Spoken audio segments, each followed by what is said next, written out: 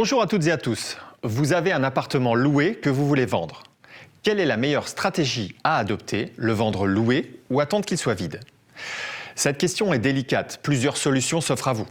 Au fond, la question porte sur deux points essentiels, le délai et le prix.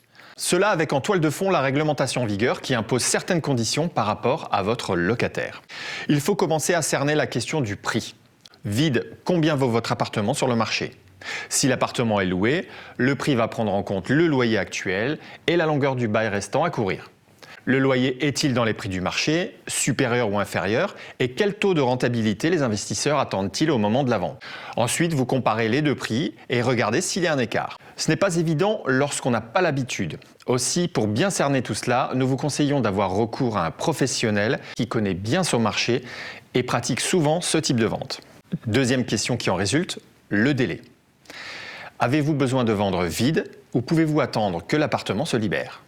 Vous pouvez très bien vendre le bien loué avec le contrat de bail en cours. Le locataire n'est pas prioritaire pour l'achat et le nouveau propriétaire reprendra le bail en cours en respectant les différentes clauses dont le prix du loyer qui ne pourra pas être changé.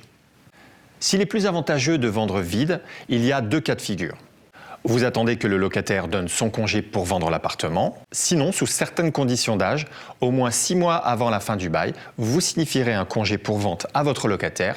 Vous devez préciser le prix de vente, il est alors prioritaire pour acheter et c'est qu'il doit quitter l'appartement. Il a 2 mois pour répondre. Attention, si vous changez le prix, il faut le notifier. Bien vérifier aussi que le locataire acheteur est solvable.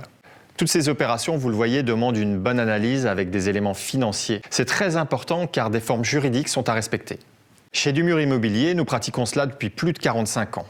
Et nos conseillers sauront faire l'analyse pour vous et vous orienter au mieux. Alors contactez-nous. À bientôt.